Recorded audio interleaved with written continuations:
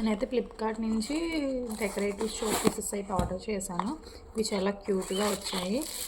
ఇవి డిఫరెంట్ కలర్స్లో different మోడల్స్లో available ఉన్నాయి.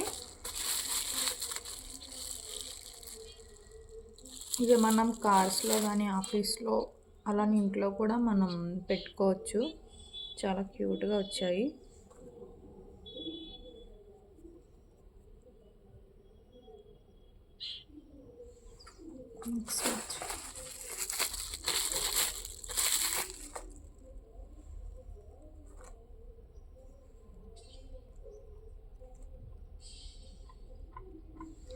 మీకు నచ్చితే తప్పకుండా తీసుకోండి.